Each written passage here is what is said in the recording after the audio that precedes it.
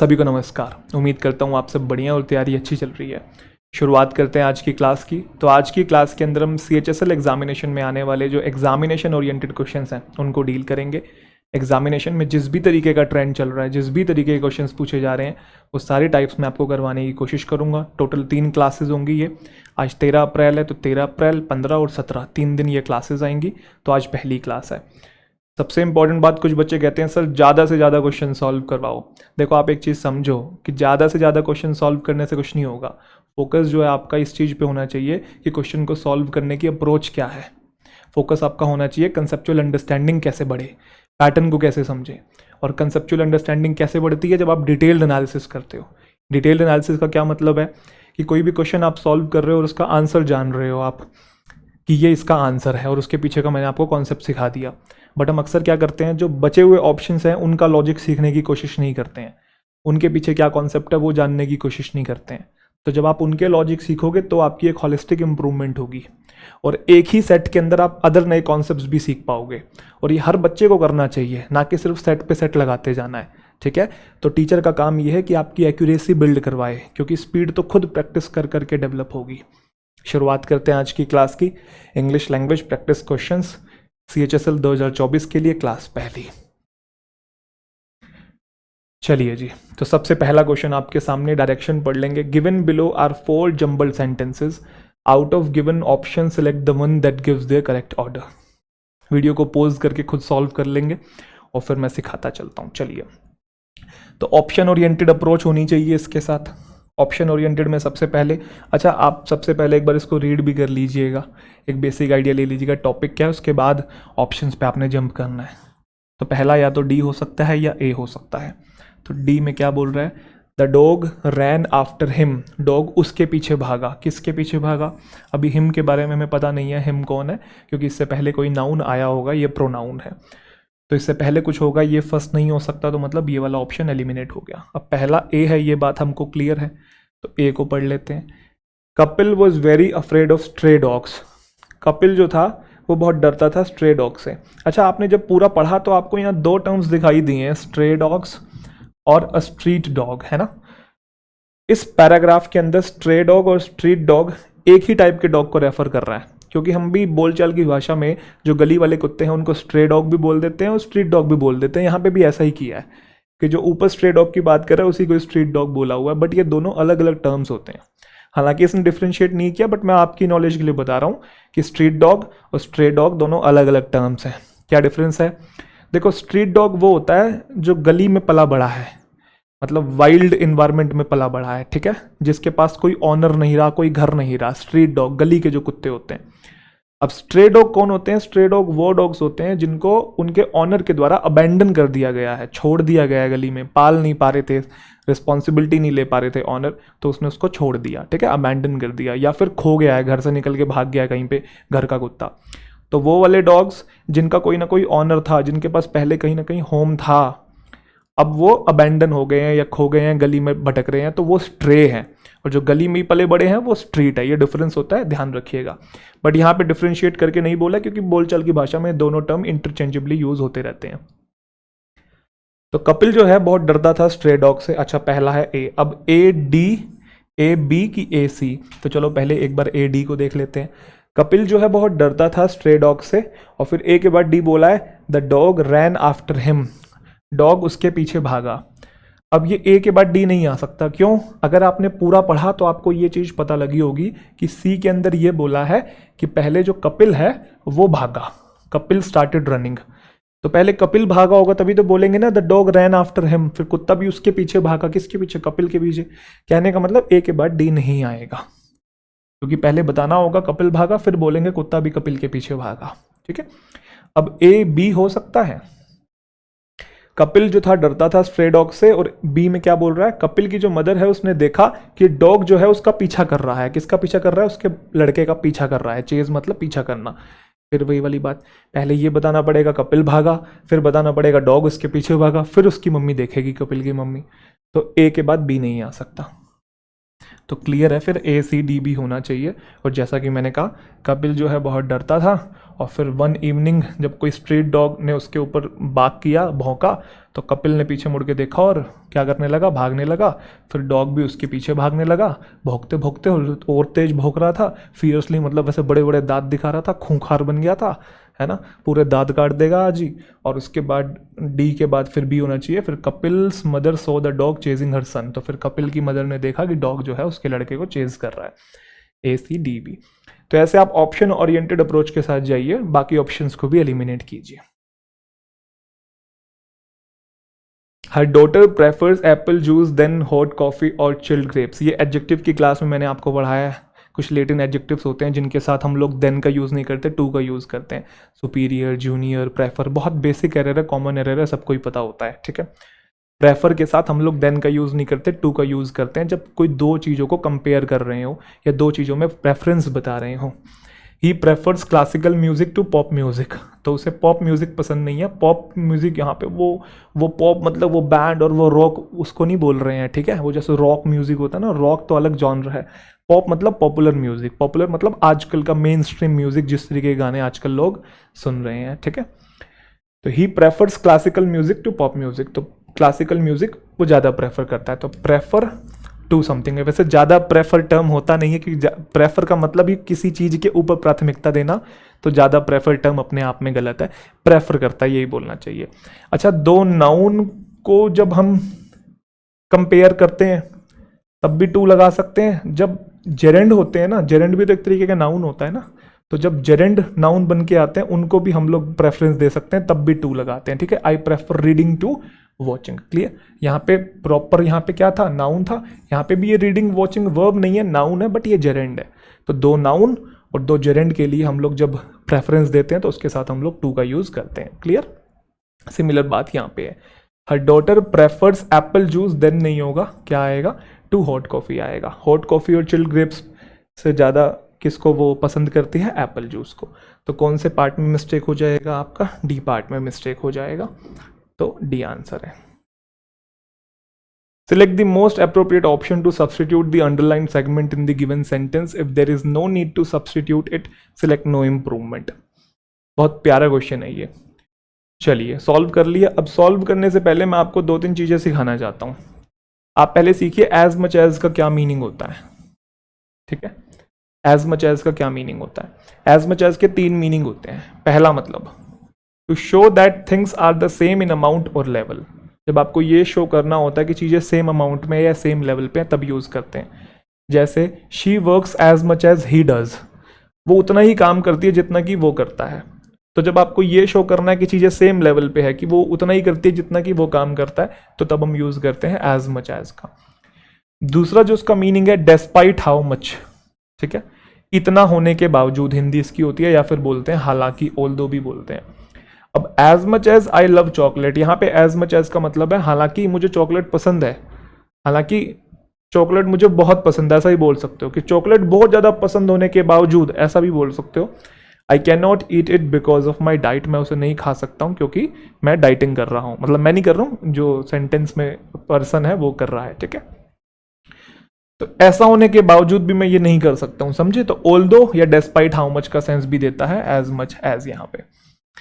तीसरा मीनिंग क्या है, टू हिंट एट डूइंग और having as much as allowed और पॉसिबल। जितना कर सकते हो उतना करो, वो भी एज मच एज होता है। जैसे सेव करने की कोशिश करो मनी को जितना कर सकते हो, तो जिस लेवल तक जा सकते हो उस लेवल तक जाओ, तो as much money as possible. तो ये तो एज मच एज के तीन मीनिंग हो गए। एज मैनी एज क्या होता है, एज मैनी एज का यूज हम तब करते हैं, ये नंबर के पहले यूज करते हैं, ये सजेस्ट करने के लिए कि नंबर बहुत ज्यादा है, सरप्राइजिंगली लार्ज है। As many as 4.5 million people watch today's parade, तो एक सरप्राइजिंग एलिमेंट यहाँ हम लोग पोर्ट्रे कर रहे हैं कि इतने ज़्यादा लोग आए थे, 4.5 million पीपल देखने आए थे। तो एज मैनी एज, तो जब कोई नंबर सरप्राइजिंगली लार्ज हो तब हम यूज़ करते हैं वहाँ पे एज मैनी एज, उस पॉइंट को कन्वे करने के लिए, ठीक है। एज लॉन्ग एज का मतलब होता है जब तक, कि I will wait here as long as necessary, जब तक ज़रूरत होगी तब तक मैं वेट करूँगा। और एज हाई एज का मतलब होता है कि जितना एज हाई एज का मतलब होता है कि जितना ऊपर जा सकता था। The kite flew as high as the birds, मतलब जितने ऊपर पक्षी उड़ते हैं पतंग भी मेरी उतनी ऊपर गई। क्वेश्चन में वापस आऊं तो यहाँ बोला एज मैनी एज, तो एज मैनी एज तो आ ही नहीं सकता क्योंकि ये तो नंबर्स के साथ आता है और ये दिखाने के लिए नंबर्स कितने ज्यादा हैं, आगे तो कोई नंबर्स है नहीं, तो नो इंप्रूवमेंट गलत हो गया। एज लॉन्ग टू कोई टर्म नहीं होता, एज लॉन्ग एज होता है।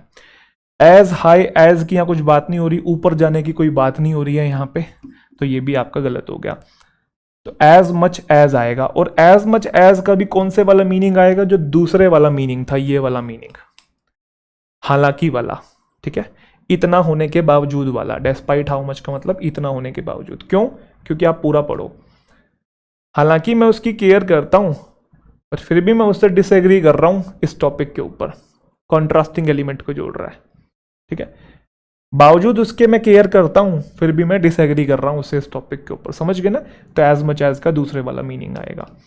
तो जब मैं बात कर रहा था डिटेल्ड एनालिसिस की, कॉन्सेप्चुअल अंडरस्टैंडिंग की, तो मैं यही बात कर रहा था। क्लियर है जी, चले, चलिए जी अगले क्वेश्चन पे आ जाते हैं। बहुत आसान क्वेश्चन है।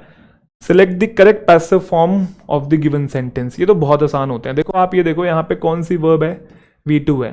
तो एक्टिव पैसिव आपको पता होना चाहिए, डायरेक्ट इनडायरेक्ट आपको पता होने चाहिए, इनके जो स्ट्रक्चर्स हैं वो टिप्स पे याद होने चाहिए। तो V2 किस में चेंज होता है, V2 चेंज होता है वॉज वर प्लस वर्ब की थर्ड फॉर्म के अंदर, है ना। ये एक्टिव हो पैसिव। अब ढूंढ लो वॉज वर वर्ब की थर्ड फॉर्म कहाँ पे है। तो वॉज वर थर्ड फॉर्म यहाँ पे है, यहाँ नहीं है, यहाँ नहीं है और यहाँ पे है। अब जब आप एक्टिव से पैसिव बनाते हो तो आपको पता है कि जो ऑब्जेक्ट है वो सब्जेक्ट बनता है और जो सब्जेक्ट है वो ऑब्जेक्ट बनता है। बहुत बेसिक सी बात है। तो उसने बोला the coach received the members of the team with great excitement. तो मेंबर्स ऑफ द टीम जो है वो नीचे आना चाहिए। यहाँ पे भी देखेंगे, इधर भी है, इधर भी है, इधर भी है, बट हमने कौन से दो ऑप्शन देखने थे, ये वाला और ये वाला। अब मेंबर्स कैसा सब्जेक्ट है, प्लूरल है कि सिंगुलर है, प्लूरल है, तो फिर आगे वर्ब भी कैसी आनी चाहिए, प्लूरल आनी चाहिए। लेकिन यहाँ पे तो क्या है, सिंगुलर, इसलिए ये वाला भी रॉन्ग हो गया और आपका ए आंसर हो गया। क्योंकि आप ये बात अच्छे से जानते हैं, लॉजिकल अप्रोच आपको पता है कि ऑफ प्रेपोजिशन होता है, ये प्रेपो का ऑब्जेक्ट है, जो वर्ब आती है बेटा वो सब्जेक्ट के अकॉर्डिंग आती है। तो अगर ये प्लूरल है तो आगे वर्ब भी कैसी होगी, प्लूरल होगी। The members of the team were received by the coach with great excitement. चलिए अगला देखिए।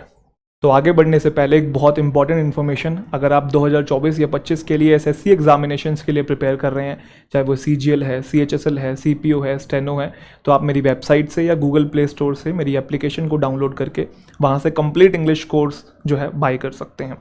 देखो मेरा काम है आपके प्रिपरेशन जर्नी को आसान बनाना, क्योंकि बच्चा जब किसी भी एग्ज़ाम के लिए प्रिपेयर करता है तो उसको काफ़ी सारे चैलेंजेस को फेस करना पड़ता है। उसके सामने बहुत सारी प्रॉब्लम्स आती हैं जिससे उसकी जो प्रिपरेशन है वो हैम्पर हो जाती है कि कौन से टॉपिक पढ़ूं, कौन से छोड़ूं, क्या रेलेवेंट है, क्या इररेलेवेंट है, प्रैक्टिस कैसे करूं, ट्रेंडिंग क्वेश्चंस कौन से हैं, वोकैबुलरी में दिक्कत आती है, कौन कौन से वर्ड्स पढ़ूं, रिटेन कैसे करूं, ट्रिक्स क्या क्या हो सकती हैं। तो ये जितनी भी प्रॉब्लम्स हैं, इन सारी प्रॉब्लम्स को समझते हुए मैंने हर एक चीज़ को अपने कोर्स के अंदर टैकल किया है। चाहे मैं बात करूं ग्रामर की, चाहे मैं बात करूं ग्रामर की प्रैक्टिस की, एडवांस्ड इंग्लिश प्रैक्टिस की और वोकैबुलरी की, हर वो चीज़ पढ़ाई है जो एग्जामिनेशन डिमांड कर रहा है, ताकि आपकी जो सिलेक्शन तक की जर्नी है वो स्मूथ हो सके। तो अगर आप चाहें तो इन सारे कोर्सेज को इंडिविजुअल भी बाय कर सकते हैं। इंडिविजुअल मतलब ग्रामर का अलग कोर्स अवेलेबल है, ग्रामर की प्रैक्टिस का अलग, एडवांस इंग्लिश अलग, वोकैबुलरी अलग। बट अगर आप कंप्लीट कोर्स पढ़ना चाहते हैं और आप कंप्लीट प्रिपरेशन करना चाहते हैं तो मैं सजेस्ट करूंगा कि आप इनका कॉम्बो बाय करें, जो कि कंप्लीट इंग्लिश पैक है। क्योंकि इंडिविजुअल आप परचेज करेंगे लगभग 3500-3600 का ये पड़ेगा, और अगर आप कॉम्बो बाय करेंगे तो ये 1999 का आपको पड़ेगा, काफ़ी कॉस्ट इफेक्टिव पड़ेगा। तो डिस्क्रिप्शन में वेबसाइट और एप्लीकेशन का लिंक है, आप जाके चेकआउट कर सकते हैं। चलिए जी आगे बढ़ते हैं। डाउनलोड कर सकते हैं Tarun Grover English prep app. अगला question, in the following passage some words have been deleted, fill in the blanks with the help of the alternatives given, select the most appropriate option for each blank. Cloze test है ये, तो cloze test में सबसे पहला काम आपको क्या करना है, पूरा पढ़ना है, एक बेसिक आइडिया ले लीजिए, उसके बाद 1 बाय 1 हम लोग, आप पहले सॉल्व करेंगे फिर मैं समझाऊंगा। चलिए तो हम भी एक बार ऊपर ऊपर से नज़र डाल लेते हैं। फैमिलीज़ की बात हो रही है यहाँ पे, वो फैमिलीज़ जिनके बच्चे हैं और जिनके पास मीन्स है, मीन्स मतलब साधन है। और दिल्ली में कुछ एयर पोल्यूशन की बात हो रही है, हेल्थ पे इम्पैक्ट आता है उसकी बात हो रही है, एयर क्वालिटी की बात हुई है, और जिससे कि पोल्यूटेड एटमॉस्फेयर हो गया है और फोर्स हो गए हैं लोग कि वो मास्क पहने जब भी बाहर जाएं और घर पे एयर प्योरीफायर को इंस्टॉल कर रहे हैं। तो कुछ एयर पोल्यूशन से जो आने वाला इम्पैक्ट है लोगों की हेल्थ के ऊपर, उससे रिलेटेड बात हो रही है। चलिए जी, अब हम सॉल्व करते हैं। Families particularly those with the children and who have means, यहाँ पे मीन्स का मतलब रिसोर्सेज है, साधन है, या फिर मीन्स को यहाँ इनकम भी बोल सकते हैं। तो वो फैमिलीज जिनके बच्चे हैं और जिनके पास पैसे भी हैं, साधन भी हैं, अब वो ऑप्ट कर रहे हैं। वो क्या कर रहे हैं? ऑप्ट कर रहे हैं। किस चीज़ को ऑप्ट कर रहे हैं? To dash from Delhi, Delhi से इस चीज़ को ऑप्ट कर रहे हैं। किस चीज़ को? दिल्ली से रीशेड्यूल करना, रीलोकेट करना, रीइंस्टेट करना कि रीस्टार्ट करना। देखो, रीशेड्यूल या रीस्केड्यूल ये तो मीटिंग या क्लास के लिए आता है, यहाँ कोई मीटिंग या क्लास है नहीं। रीलोकेट हो सकता है एक जगह से दूसरी जगह पे जाके बस जाना, घर शिफ्ट कर लेना।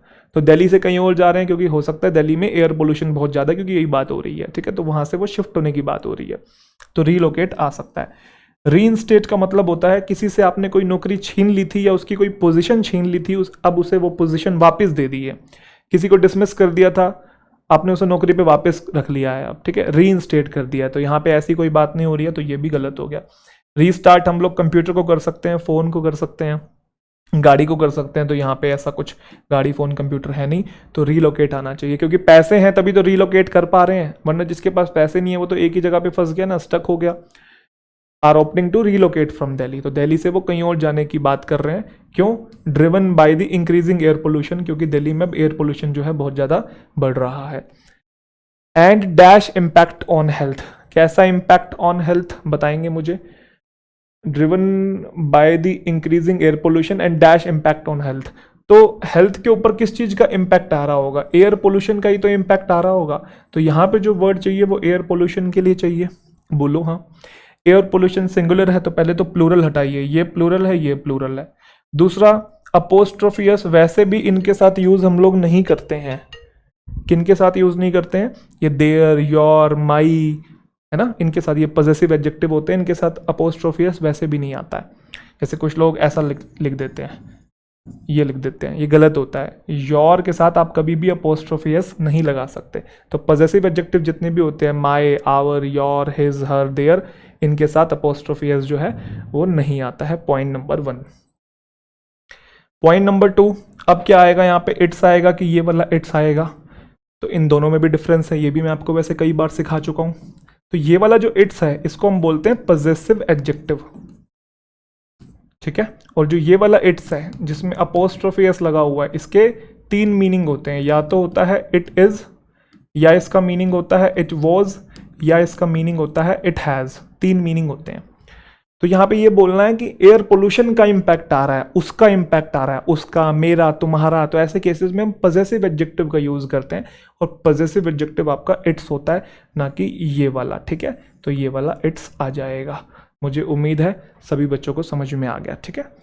Driven by increasing air pollution and its impact on health. किसका इम्पैक्ट? एयर पोल्यूशन का इम्पैक्ट। क्लियर?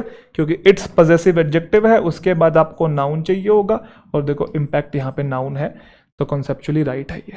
क्लियर? चलिए जी। Delhi's air quality index had dash a 3-year low this year post Diwali. तो पोस्ट दिवाली मतलब दिवाली के बाद 3-year लॉ देखने को मिला एयर क्वालिटी इंडेक्स में। अब देखो, पहले आप टर्म समझो तभी आप कर पाओगे। लगा लो आपको जो लगाना है पहले। चलिए, एक टर्म होता है hit a new law.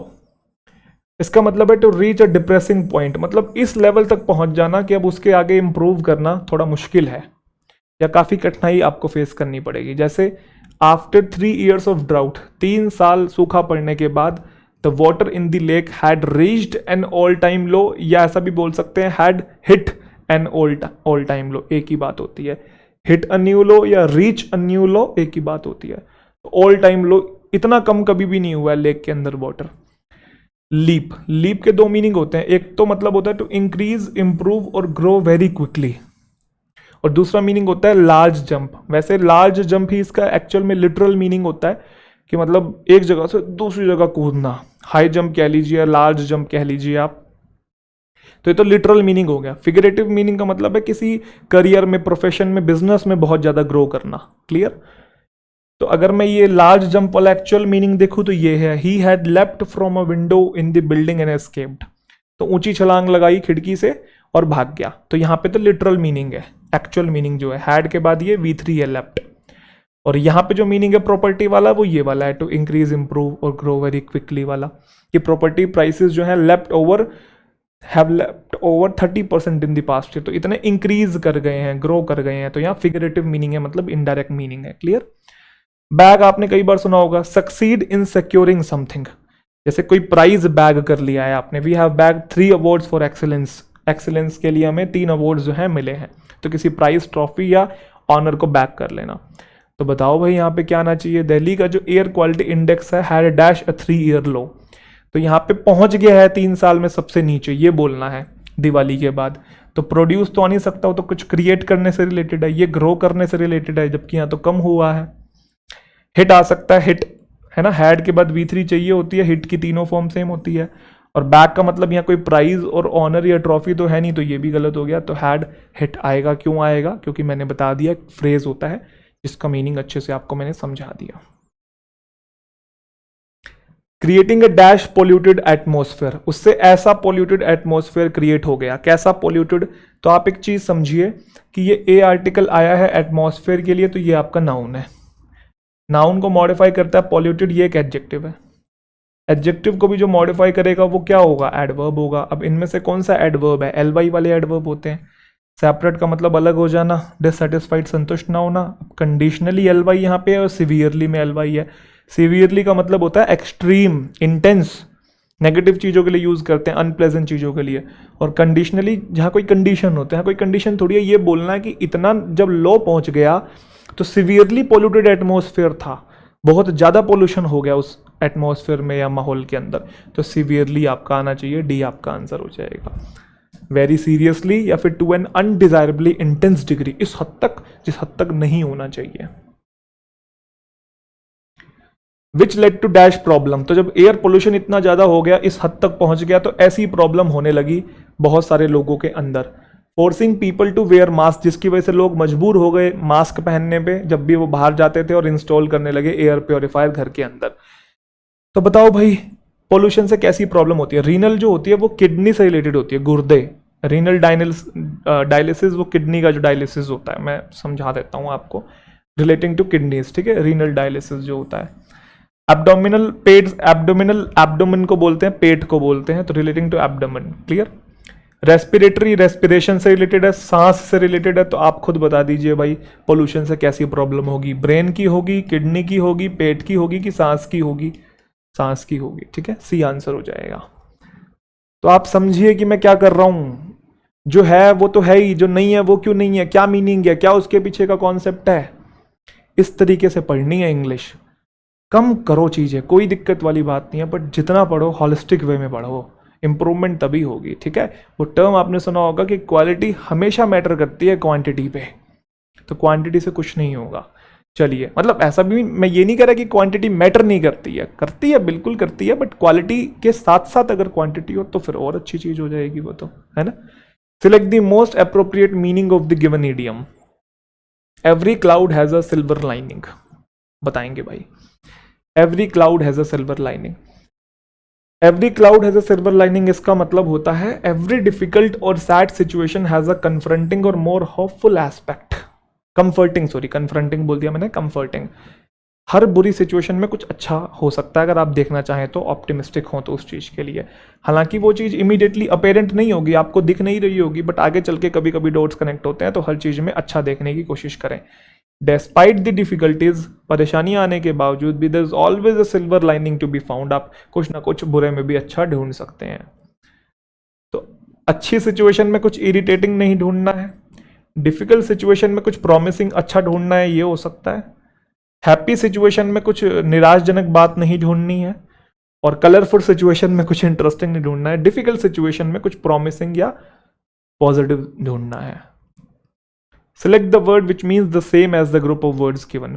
The tendency to exaggerate or tell lies, बताएंगे भाई। अच्छा क्वेश्चन है, इसके अंदर जो टर्म्स दिए हुए हैं वो भी बहुत अच्छे हैं। एक ऐसी हैबिट जिसमें सामने वाला एग्जैजरेट करता है, चीज़ों को बढ़ा चढ़ा के बोलता है, या फिर झूठ बोलने की जिसको आदत होती है, उसे कहते हैं माइथोमैनिया। ठीक है, कुछ लोग मिथोमेनिया कहते हैं, माइथोमेनिया कुछ कह लीजिए, मिथ वहीं से आया, मिथ मतलब भ्रम, वहम। सबके मीनिंग देख लेते हैं एक बार, आ जाइए। मेगलोमेनिया, मेगलोमेनिया, मेगलो जो है वो मेगा वर्ड से बना है, मेगा का मतलब होता है बिग, और मैनिया का मतलब होता है पागलपन, ठीक है। An unnaturally strong wish for power and control, ऐसा इंसान जो हमेशा पावर में ही रहना चाहता है, सत्ता जिसके हाथ से निकल गई तो वो पागल हो जाएगा, तो सत्ता मेंटेन करने के लिए वो किसी भी हद तक जा सकता है, कुछ भी कर सकता है कंट्रोल बनाने के लिए। और एक ऐसा विश्वास जिसमें आप ये मानते हैं you are very much more important and powerful than you really are, मतलब जितने आप महत्वपूर्ण हो नहीं उतने आप खुद को समझते हो, और आपको लगता है कि दुनिया मेरे बिना चल नहीं सकती है, मैं ही इस दुनिया का मसीहा हूं, मैं ही सबको बचाऊंगा, सब मेरी सुनो, जो मैं कह रहा हूं सही कह रहा हूं, क्योंकि मैं सबसे बड़ा हूं, मैं सबसे पावरफुल हूं, ठीक है। मेगलोमेनिया, जनरली ये टर्म पॉलिटिशियंस के लिए यूज किया जाता है। अगला है पायरोमेनिया, मैनिया मतलब ये पागल बनना। अच्छा, पायरो को मैंने फायरो से याद किया हुआ, फायर से रिलेटेड है, एक मेंटल बीमारी है जिसमें पर्सन जो है उसको एक स्ट्रांग विश होती है कि वो आग लगा देता है। अब आग वो सास बहू वाली चुगली नहीं, वो आग लगाने वाली, वैसा नहीं है, ठीक है। आग का मतलब लिटरली आग लगा देना, कि कहीं भी मतलब माचिस हाथ में है तो कागज बड़ा है तो आग लगा दिया, और आग लगा के कागज को ऐसे देख रहा है, जब तक उंगली नहीं जल जाएगी तब तक उसे देख रहे हैं। तो लाइटर है हाथ में, या फिर कहीं समझ रहे हो जहां भी है, घास में आग लगा दी, माचिस हाथ में है तो आग लगा के देख रहा है, उसे मजा आ रहा है, अर्ज होती है आग लगाने की, क्लियर। पायरोमेनिया। माइथोमेनिया या मिथोमेनिया आप कह लीजिए, a tendency to elaborate, exaggerate और टेल लाइज, झूठ बोलने की जो आदत होती है, जैसा कि मैंने कहा, या चीज़ों को बढ़ा चढ़ा के कहने की आदत होती है। सोशल मीडिया पे बहुत सारे लोग जो है अपना लाइफस्टाइल फेक करते हैं, जो वो होते नहीं है उससे ज़्यादा वो दिखाने की कोशिश करते हैं ना, तो वो क्या है, एक टेंडेंसी है जिसमें क्या कर रहे हैं लोग, इलैबोरेट कर रहे हैं, एग्जैजरेट कर रहे हैं, बढ़ा चढ़ा के दिखा रहे हैं, झूठ बोलते हैं, या फिर बीमार नहीं है, परेशान नहीं है, फिर भी दुनिया को दिखा रहे हैं कि मैं बहुत बीमार हूं, मैं बहुत परेशान हूं, और सिंपैथी गेन करने की कोशिश करते हैं। ये क्या है, मिथोमेनिया। जैसे अभी कुछ लोग ऐसे करते हैं ना कि अपने मरने का नाटक करते हैं, है ना, कि और ताकि सिंपैथी मिल जाए, दुनिया को झूठ बोल दिया, तो ये एक ऐसी टेंडेंसी है जिसमें इलैबोरेट कर रहे हैं और झूठ बोल रहे हैं आप, क्लियर। चलिए, हिपो या हाइपोमेनिया, हाइपर से बना है ये, ठीक है, हाइपर और mania, clear. Hypomania is a mental or behavioral disorder that causes a person to have a period of elevated mood, energy और activity। ऐसा इंसान जिसमें एनर्जी और एंथुजियाज्म बहुत ज़्यादा हो। जैसे कुछ लोग होते हैं जिनको दारू पीने के बाद जोश आता है, आज गाड़ी तेरा भाई चलाएगा, ये बिना पिए ही जोश में रहते हैं, गाड़ी तेरा भाई ही चलाएगा हमेशा से, नहीं भी पिए तब भी चलाएगा। तो हाइपर एकदम से बिल्कुल बहुत बोलते हैं, एक्साइटेड रहते हैं, कर दो वो कर दो, पागल बिल्कुल पारे की तरह हिलते रहते हैं, ठीक है, हाइपोमेनिया। तो हमारा आंसर क्या था, एग्जैजरेट और झूठ बोलने के लिए, टेल लाइज के लिए हम यूज करेंगे माइथोमेनिया या mythomania. Select the most appropriate meaning of the given idiom, made out of whole cloth. इसका मतलब है समथिंग इज कंप्लीटली फैब्रिकेटेड, कोई चीज बिल्कुल झूठी है, बनी बनाई है, फिक्टिशियस है, रियलिटी के ऊपर बेस्ड नहीं है, तो वो made out of whole cloth है, ठीक है। फिक्शन है कोई चीज, जो स्टोरी है किसी की बनी बनाई है, सच नहीं है, तो क्या बोलेंगे, cut out of whole cloth या made out of whole cloth, एक ही बात होती है। एंटायरली फैब्रिकेटेड, दो बिलीवेबल, ये तो गलत हो गया ना, विश्वसनीय नहीं होती है वो। एंटायरली फॉल्स एंड फैब्रिकेटेड, बुन रखी है बस, वो सच नहीं है, ये सही है, ट्रू नहीं होती है, रियल नहीं होती है, ठीक है। तो क्या मैंने सी काट दिया क्या, सी आंसर है, entirely false and fabricated. Select the most appropriate antonym of the given word, plausible. तो प्लॉजिबल का मतलब होता है रीजनेबल। जैसे आप लेट हो गए और मुझे रीजनेबल एक्सप्लेनेशन दे रहे हो कि सर दिक्कत हो गई थी, हो गया था, वो हो गया था, मैं मान रहा हूँ। एक आप बोल रहे हो कि सर मैं लेट हो गया था, मैंने क्यों हो गया था, सर मेट्रो पंचर हो गई थी, तो ये प्लॉजिबल नहीं है, ठीक है, इम्प्लॉजिबल हो जाएगा वो। तो प्लॉजिबल मतलब रीजनेबल, विश्वसनीय, क्रेडिबल। प्लॉजिबल का मतलब reasonable, seeming likely to be true और एबल टू बी बिलीव्ड, जिसमें विश्वास किया जा सके। She could find no plausible explanation for its disappearance, कोई उसके पास एक्चुअल रीजन नहीं था या विश्वसनीय एक्सप्लेनेशन नहीं था उसके डिसअपीयरेंस का। फिजिबल का मतलब होता है पॉसिबल टू डू इजिली और कन्वीनियंटली, मतलब ऐसी कोई चीज जिससे आप कर पाओ, जिसको करना आसान हो, जो कि जिसके पूरे होने के चांसेस हो, वो फिजिबल है, वर्केबल है, डूएबल है। तो आपको एंटोनिम बताना है, एंटोनिम मतलब उल्टा। तो फैंटास्टिक तो बहुत बढ़िया हो गया, ये इसका एंटोनिम तो है नहीं। अनमैनेजेबल, जो चीज मैनेज ना हो, तो ये भी एंटोनिम नहीं है। फिजिबल और प्लॉजिबल तो एक जैसे ही हो गए ना लगभग, है ना। जो चीज़ हो सके, जो डूएबल हो, जो कि रियल लगे, क्रेडिबल लगे, तो ये भी नहीं हो सकता, अनलाइकली हो सकता है। ये प्लॉजिबल जिसके होने के चांसेस हैं या जो रीजनेबल है, और उसका उल्टा क्या होगा, जो अनरीजनेबल हो, है ना, जिसके होने के कोई चांसेस ना हो। तो लाइकली, अनलाइकली, ये लाइकली हो गया और उसका उल्टा क्या हो गया, अनलाइकली। तो डी आपका आंसर हो जाएगा। Select the most appropriate word to fill in the blank. There was a huge dash in the stomach, बताएंगे भाई। तो पता लग रहा है स्टमक में क्या होता है, ट्यूमर ही होता है, बाकी के मीनिंग सीख लेंगे। ट्यूमर एक मास होता है डिसीज्ड सेल्स का, मरी हुई सेल्स का, that might become a lump और कोज इलनेस। लंप मतलब यहाँ पे ऐसे मोटा सा ट्यूमर बन गया, सर में हो गया है, हाथ में हो गया है, शरीर में कहीं भी हो गया, जिससे कोई ना कोई बीमारी बन गई है, ठीक है। ब्रेन ट्यूमर भी हम लोग कह देते हैं, ठीक है। ट्यूबर, ट्यूबर क्या होता है, अ स्वोलन अंडरग्राउंड स्टेम और root of a plant as in the potato. ये देख रहे हैं आप, ये पूरा का पूरा, ये इसको हम लोग ट्यूबर कहते हैं, अंडरग्राउंड जो रूट होती है किसी प्लांट की या स्टेम होती है। ट्रेमर क्या होता है, अर्थक्वेक को बोलते हैं, या फिर slight shaking movement in a person's body, आपके अंदर कंपनी छूट रही है, आप थोड़ा कांप रहे हैं, ठीक है, नर्वसनेस या एक्साइटमेंट के कारण, तो वो भी ट्रेमर है। ट्रेजर हम लोग खजाने को बोलते हैं, वैल्यूएबल थिंग्स के कलेक्शन को बोलते हैं। तो आंसर क्या आना चाहिए भाई यहाँ पे, ट्यूमर। क्लियर। अगला है, in the sentence identify the segment which contains the grammatical error.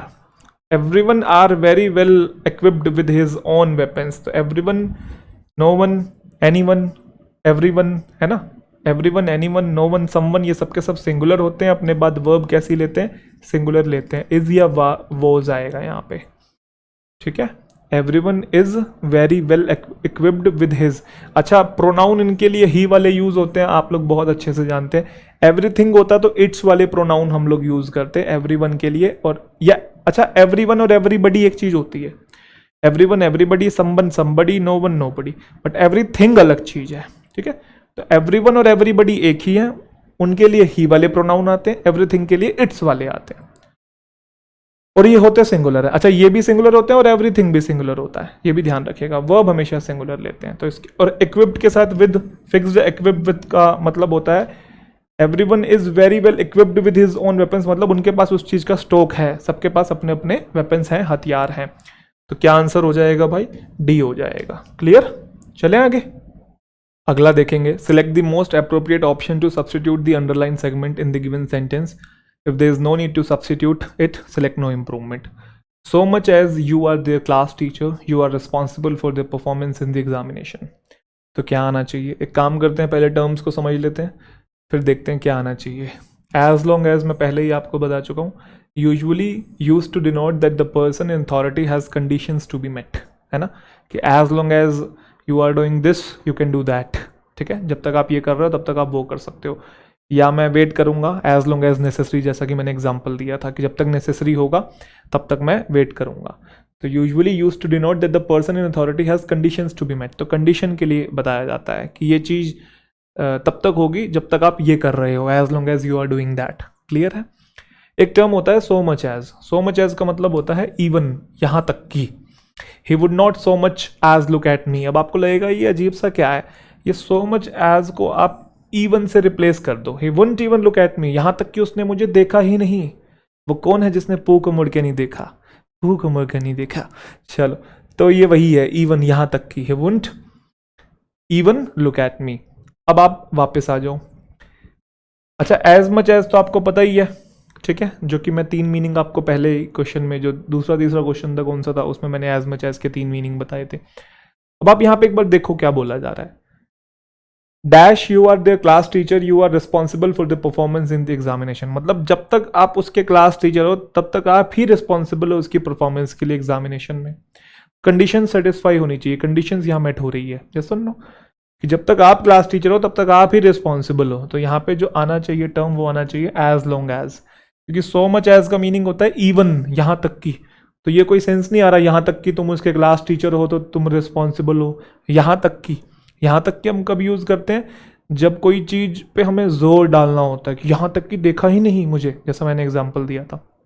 तो यहाँ जोर डालने वाला कोई स्ट्रक्चर नहीं है, तो नो इम्प्रूवमेंट आपका गलत हो गया। एज मच टू कुछ होता नहीं है, एज मच एज होता है, और यहाँ पे एज मच एज भी नहीं आएगा क्योंकि वो तो बराबरी दिखाने के लिए होता है, यहाँ कुछ बराबरी नहीं दिखानी, कंडीशन सेटिस्फाई करनी है। जब तक तुम ये क्लास टीचर हो तब तक इसकी रिजल्ट अच्छा आना चाहिए, ठीक है।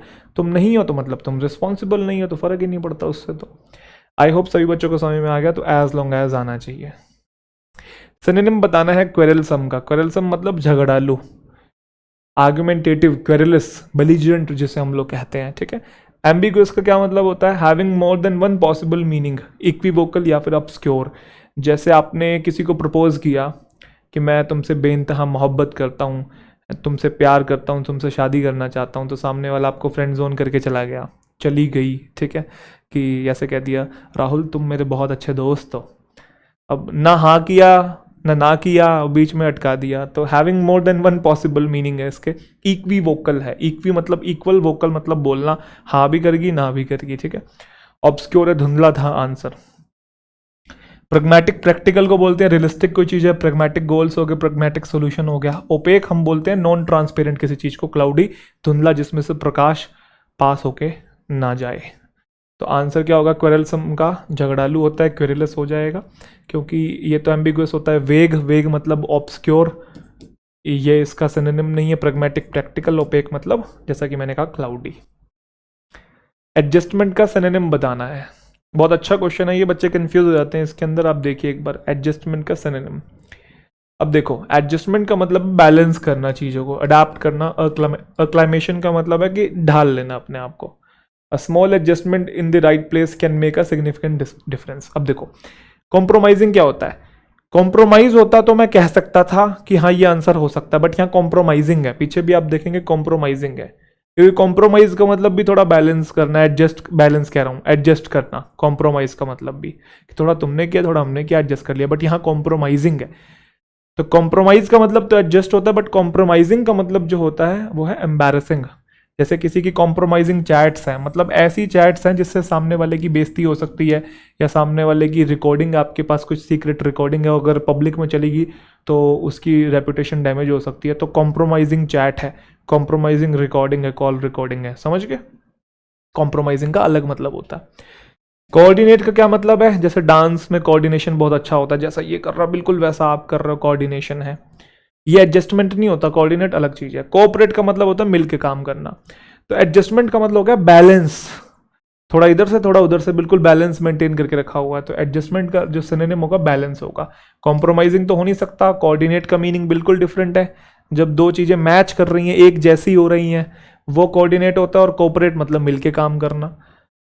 तो आंसर क्या हो जाएगा आपका? बैलेंस हो जाएगा। क्लियर है जी? मुझे उम्मीद है सभी बच्चों को समझ में आ रहा है। एंटोनिम बताना है कैजुअल का। कैजुअल मतलब इनफॉर्मल। अच्छा एंटोनिम बताना है ना, तो इनफॉर्मल तो सिनोनिम हो गया, ठीक है। कैजुअल मतलब बिना सोचे समझे, तो प्लान्ड जो होगा वो सोचे समझे होगा, तो ये आंसर हो जाएगा। पिछले वाले में क्या बताना था? सिनोनिम बताना था, और उससे पिछले वाले में सिनोनिम बताना था ना। मैं वही देख रहा था कहीं मैं गलत तो नहीं बता रहा ना, ठीक है। क्योंकि कभी कभी क्या होता है, पूछा होता है सिनोनिम बता देते हैं, एंटोनिम पूछा होता है एंटोनिम ध्यान नहीं जाता और बता देते हैं सिनोनिम। तो इस चीज़ पे ध्यान रखना है आप सबने, ठीक है भाई। Select the most appropriate antonym. तो कैजुअल का क्या होगा? प्लान्ड हो गया। इंस्पिरेशनल, जिससे इंस्पिरेशन मिले, तो ये इसका एंटोनिम हो नहीं सकता। इमेच्योर इसका सिनोनिम हो सकता है, ठीक है। कैजुअली कोई चीज़ कर दी तो इमेच्योर इंसान है, बिना सोचे समझे कर दी, समझे? तो ये सिनोनिम हो सकता है। हमसे एंटोनिम पूछा है तो ये भी सिनोनिम था, ये भी सिनोनिम था, ये तो अलग ही वर्ड था। तो एंटोनिम हो जाएगा आपका प्लान्ड। जैसे कैजुअल सिक्योरिटी है, चेक ही नहीं हो रहा है, कोई बम लेके चला जाए, चाहे अंदर बंदूक लेके चला जाए। कैजुअल शॉपिंग हो रही है, बिना सोचे समझे शॉपिंग कर लिया आपने। चलिए रॉन्गली स्पेल्ड वर्ड बताएंगे, कौन सा है? साफ साफ दिख रहा है, नेविगेशन, ठीक है। चलिए बाकी सारे वर्ड ठीक है, मीनिंग सीख लेते हैं। कॉम्प्लेसेंट, कॉम्प्लेसेंट का मतलब feeling so satisfied with your own abilities और situation that you feel you do not need to try any harder. मतलब अचीव कर लिया है हमने, बहुत है, अब बस दुनिया जीत ली हमने, अब और मेहनत करने का मन नहीं है। जनरली ये सरकारी नौकरी वाले जो कुछ लोग होते, कुछ, सबकी बात नहीं कर रहा, कुछ लोग होते हैं ना, एक बार सरकारी नौकरी मिल जाए फिर तो मेहनत करनी नहीं है, फिर तो बस कुर्सी तोड़नी है बस, और पैसा बस, है ना, ऐसा सोचते हैं कुछ लोग। वो कॉम्प्लेसेंट हो जाते हैं फिर, या कॉम्प्लेसेंट होने का सोच रहे हैं आगे चल के, feeling so satisfied with your own abilities कि अब तो मेहनत करनी ही नहीं है ना, ये do not need to try any harder. क्योंकि जनरली बच्चे मोटिवेशन लेते हैं, एक बार नौकरी ले लूं फिर तो मेहनत करनी ही नहीं है, जिंदगी सेट। जैसे जिंदगी में सिर्फ नौकरी ही एक चैलेंज है और तो कोई चैलेंज है ही नहीं, है ना। जिंदगी में सिर्फ नौकरी लेना ही एक वो क्या बोलते हैं उसे, वो हाईएस्ट गोल है, बस यही एक चीज बची है। मैं मानता हूँ जरूरी है, फाइनेंशियल स्टेबिलिटी के लिए चाहिए, थोड़ा इंडिपेंडेंट होना है आपको चाहिए, नौकरी बहुत ज़रूरी है, बट उसके अलावा भी ज़िंदगी में बहुत सारी चीज़ें हैं जिसके लिए हमें स्ट्राइव करना चाहिए। तो अपने दिमाग से ये चीज़ निकाल दीजिए कि नौकरी ले ली तो ज़िंदगी सेट, क्योंकि जैसे नौकरी मिलेगी तो अलग तरीके के चैलेंजेस आपके सामने आएंगे, अलग तरीके की प्रॉब्लम्स आएंगी। वो मैं अभी उनके बारे में बात करना नहीं चाहता हूँ, वरना आपको लगेगा मास्टर जी डीमोटिवेट कर रहे हैं। ये एक अराइवल फैलेसी होती है। अराइवल फैलेसी समझते हैं, जैसे स्कूल में कहा जाता था 10वीं के बोर्ड दे लो बस एक बार, फिर तो मजे ही मजे। दे लिए भाई, 12वीं के पेपर निकाल दो बस, 12वीं में अच्छे मार्क्स ले आओ फिर तो मजे ही मजे। दे लिया भाई, कौन से मजे, अरे कॉलेज बढ़िया मिल जाए उसके बाद तो प्लेसमेंट तेरी पक्की हो, फिर मजे ही मजे। कर लिया भाई कॉलेज भी, एक बार सरकारी नौकरी हाथ में आ जाए बस, फिर तो मजे ही मजे। ये अराइवल फैलेसी, ये साइकोलॉजी में एक टर्म होता है अराइवल फैलेसी, ठीक है। मतलब कहीं पे पहुंच जाओगे और उस पहुंचने के बाद जिंदगी सेट, ठीक है। तो ऐसा नहीं होता भाई, जिंदगी के हर मोड पे कुछ ना कुछ प्रॉब्लम है और नई प्रॉब्लम्स हैं, ठीक है। चलिए, तो कॉम्प्लेसेंट कहाँ गए जी। अब ये एक आधा ये मत कह देना सर फिर क्यों करे तैयारी, किस लिए करे तैयारी, है ना। तो ऐसे तो ये भी बोल सकते हो, क्यों जिंदगी में भी जैसे प्रॉब्लम है क्यों जिए, है ना, छोड़ दे जिंदगी जीना भी, ऐसा ये लॉजिक तो दे नहीं सकते ना, ठीक है। कंडोनेशन पार्डन या फिर फॉरगिवनेस। अच्छा, कंडोनेशन कंडोन से बना है, CONDONE। कंडोन का मतलब होता है किसी को जाने देना, मतलब कोई गलत काम आपकी आंखों के आगे हो रहा है फिर भी आप जाने दे रहे हो, एक तरीके से आपने उसे फॉरगिव कर दिया, आ रहा है कोई दिक्कत नहीं, आंखों पे पर्दा डाल लिया आपने। नेविगेशन आपको पता ही है, नेविगेट करना, कॉम्बिनेशन भी बेसिक सा शब्द है। तो मीनिंग सबके क्लियर है। स्पेलिंग मिस्टेक पूछी थी, वो सी आपका हो जाएगा। ये बहुत अच्छी चीज है। Select the wrongly spelled word. Stylistics, simultaneous, synthetic या सिमुलेशन। तो साइमल्टेनियस की स्पेलिंग गलत है, SIMULTANEOUS होती है, ठीक है। तो बी आपका आंसर है। मीनिंग सीख लेते हैं। स्टाइलिस्टिक बहुत अच्छा वर्ड है, इसको थोड़ा सा मैं डिटेल में समझाने की कोशिश करता हूँ। The study of distinctive styles found in a particular literary genre and in the works of individual writers. इसे जेनरी नहीं कहते, जॉनर कहते हैं, मैं कई बार बता चुका हूं वैसे। Study of distinctive style found in a particular literary genre and in the works of individual writer. जैसे हर राइटर जो है उसका लिखने का स्टाइल बिल्कुल डिफरेंट होता है। जैसे शेक्सपियर का डिफरेंट है, हेमिंग्वे का डिफरेंट है, मिल्टन का डिफरेंट है। तो सबके इंडिविजुअल स्टाइल को स्टडी करने को स्टाइलिस्टिक बोलते हैं, उसके स्टाइल को स्टडी कर रहे हैं, ठीक है। जैसे लिंग्विस्टिक्स का ही पार्ट होता है ये स्टाइलिस्टिक्स। इसको मैं अभी और अच्छे से समझाता हूँ, पहले आगे देख लीजिए। साइमल्टेनियसली जो दो चीज़ें एक साथ हो रही है, सिंथेटिक मतलब जो ओरिजिनल मतलब नेचुरल ना हो, और सिमुलेशन मतलब किसी चीज़ की इमिटेशन या रेप्लिकेशन। जैसे अगर आपने गाड़ी चलाना कभी सीखी है तो उसमें क्या होता है कि आपको डायरेक्ट गाड़ी में नहीं बिठाते।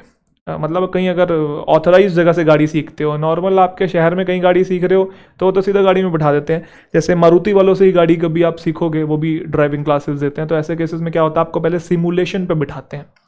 सिमुलेशन क्या होता है, वो कार जैसा एक पूरा का पूरा मॉडल होता है जो कि उनके ऑफिस में ही सेट होता है। उसमें गियर वगैरह सब कुछ होता है, एक्सेलरेटर, ब्रेक सब कुछ होता है उसके अंदर। तो वहाँ पे आप 4-5 दिन पहले हाथ अपना फिट करते हो, हाथ जमाते हो, उसके बाद आपको रियल गाड़ी में बिठाते हैं। तो सिमुलेशन उसी को बोलते हैं, ठीक है। कार का सिमुलेशन है, एग्जैक्ट कॉपी है, इमिटेशन है, रेप्लिकेशन है। हालांकि वो चल नहीं रही है, वो एक जगह पे फिक्स है, गेम टाइप की होती है, ठीक है। अब समझते हैं स्टाइलिस्टिक्स को। ध्यान से समझना, इंपॉर्टेंट है, ये वर्ड्स आ सकते हैं। जैसे मैंने स्टाइलिस्टिक्स आपको बताया कि इंडिविजुअल राइटर्स के वर्क्स को समझना या उनके स्टाइल को समझना, कि कोई ऑथर जो है उसका स्टाइल कैसा है लिखने का। इसकी काफ़ी सारी टाइप्स होती हैं, जैसे कि डिक्शन है, मैटाफर है, हाइपरबोली है, और भी होते हैं। मैंने 2-3 लिए हैं समझाने के लिए।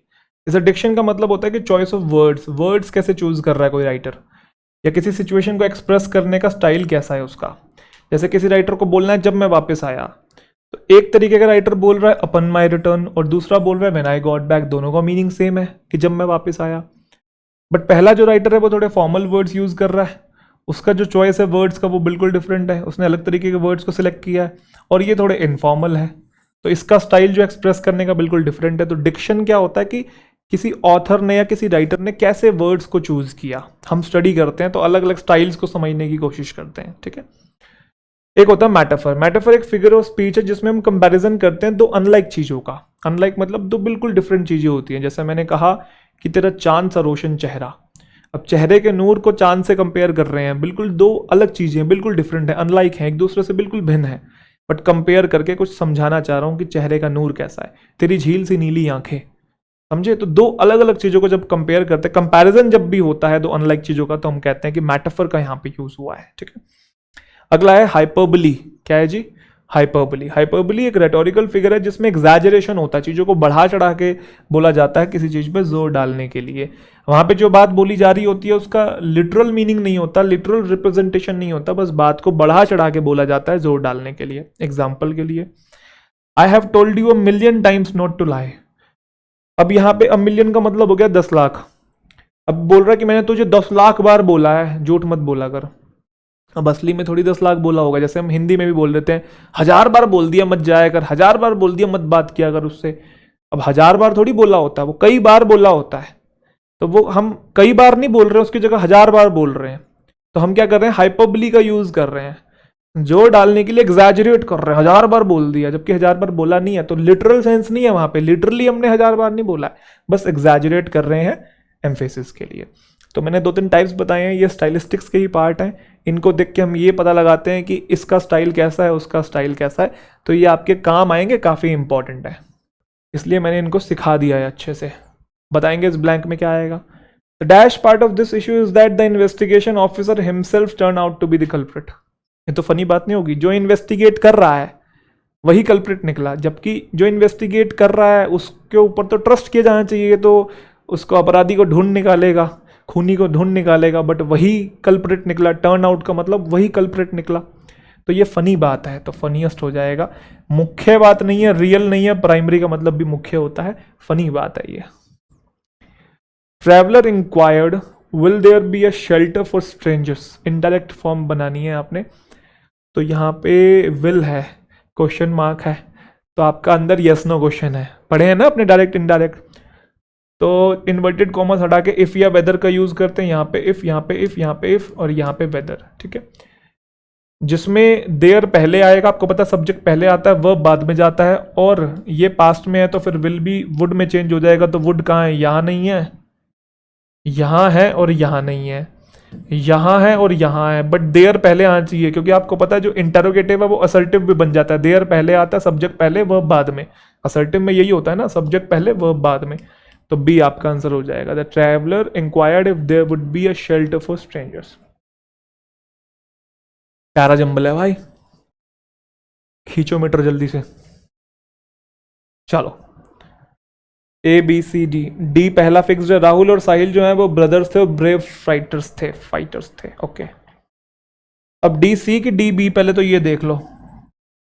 D C, they lived in a jungle hide out. Hide out मतलब, जंगल हाइड आउट मतलब ऐसी जगह जहां पे वो इंसान दुनिया से बचने के लिए छुप गया है।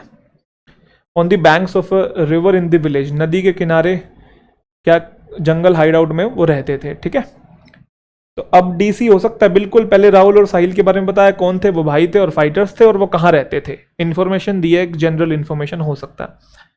डी भी हो सकता है, वो क्या करना चाहते थे, वो बिल्ड करना चाहते थे उनका खुद का विलेज जहां पे लोग जो है रह सके बिना डर के। ये नहीं हो सकता। देखो पहले किसी इंसान की आप जनरल इन्फॉर्मेशन दोगे, वो कौन थे, वो कहाँ रहते थे, बाद में बताओगे वो क्या करना चाहते थे, समझे कि नहीं। तो पहले ये वाली इंफॉर्मेशन आनी चाहिए, डी सी। डी बी नहीं हो सकता, तो ये गलत, ये गलत। अब डी सी के बाद बी है कि ए बी, पढ़ लो। ए बी की बी है, राहुल और साहिल ने गैदर किया ग्रुप ऑफ यंग मैन को और उनको ट्रेन किया फाइटिंग के लिए। अच्छा, वो चाहते थे बिल्ड करना उनका खुद का गांव जहां पे लोग जो है रह सके बिना डर के। आप मुझे एक बात बताओ, वो बिल्ड करना चाहते थे खुद का गांव, तो क्या बिल्ड सिर्फ 2 ही लोग कर सकते हैं कि 2 से ज्यादा करेंगे? गांव बनाने के लिए दूसरों का सहयोग चाहिए ना। तो पहले राहुल और साहिल गैदर करेंगे ग्रुप ऑफ यंग मैन को, उनको ट्रेन करेंगे फाइटिंग के लिए, है ना। उसके बाद बोलेंगे वो चाहते थे क्या करना, गांव बनाना, बिल्ड देयर ओन विलेज। तो विलेज तभी बनाया जाएगा जब पहले उन्होंने गैदर कर लिया होगा। तो मुझे उम्मीद है ये बात समझ में आ गई। पहले ए आएगा फिर बी आएगा, तो डी सी पहले था, ए बी फिर आएगा, तो आपका बी आंसर हो जाएगा। इसी के साथ लास्ट क्वेश्चन, बहुत आसान। अ ग्रुप ऑफ 3 नॉवेल्स और plays each complete in itself, तो इसको बोलते हैं ट्रायोलॉजी। 3 नॉवेल्स का ग्रुप है और तीनों अपने आप में कंप्लीट है, ठीक है। जैसे वो अमीश त्रिपाठी की आपने शिवाज ट्रायोलॉजी नाम सुना होगा, आई गेस मैं सही बोल रहा हूं, ठीक है। ट्राइफल का मतलब होता है कोई चीज मामूली है, detail that is considered insignificant, ठीक है। और ट्राइट का मतलब होता है ऐसी चीज जो कई बार रिपीट हो चुकी है, आप इतने ज्यादा फैमिलियर हैं, फैमिलियर मतलब ओवर फैमिलियर हैं उसके ओवर यूज की वजह से। जैसे आपने कई बार सुना होगा नेवर गिव अप, अब सुन सुन के आप पक चुके हैं, क्लिशे बोलते हैं इसे, क्लिशे, ठीक है। और ट्राइट तो बोलते हैं, आपको बताइए। जैसे एक टर्म आपने सुना होगा जो होता है अच्छे के लिए होता है, हालांकि सही है वैसे ये चीज मैं भी मानता हूं, बट आपने कई बार सुना है, तो ये भी क्या है, ट्राइट, रिपीटेड टू ऑफन। और ट्राई एसिटेट क्या है, ये एक टेक्निकल टर्म है, cellulose acetate that is relatively slow to burn. इसको ज्यादा डिटेल में जानने की जरूरत नहीं है। हमसे क्या पूछा था, 3 नॉवेल्स के ग्रुप के बारे में पूछा था, तो ट्रायोलॉजी आपका आंसर हो जाएगा। मुझे उम्मीद है सभी बच्चों को जितने भी क्वेश्चंस मैंने करवाए अच्छे से समझ में आ गए हैं। कमेंट सेक्शन में बताइएगा क्लास कैसी लगी, क्योंकि आपके कमेंट्स मेरे लिए मैटर करते हैं। मैं सबके पढ़ता हूँ, आपको लगता है कि मैं नहीं पढ़ता हूँ, मैं सबके पढ़ता हूँ। अगर आपकी कोई प्रॉब्लम है वो भी पढ़ता हूँ, आप अप्रिशिएट करते हैं मैं वो भी पढ़ता हूँ, ठीक है। रिप्लाई इंडिविजुअली करना सबका पॉसिबल नहीं होता, आप लोग ये बात जानते हैं, ठीक है। कंप्लीट प्रिपरेशन कर रहे हैं तो कंप्लीट इंग्लिश पैक जो है वो आप, जो कोर्स है मेरा जिसमें 4 कोर्सेज का कॉम्बिनेशन है, डिस्क्रिप्शन में एप्लीकेशन का आपको लिंक मिल जाएगा, वेबसाइट का भी लिंक है, जाके अभी चेकआउट कीजिए और अपनी बढ़िया प्रिपरेशन कीजिए। मिलते हैं फिर अगली क्लास के अंदर, ध्यान रखिए। और टेलीग्राम चैनल ज्वाइन कर लीजिए भाई सब, तरुण ग्रोवर इंग्लिश, यहाँ पे आपको अपडेट मिल जाएगा नेक्स्ट वीडियो का। मिलते हैं नेक्स्ट सेशन में, थैंक यू सो मच।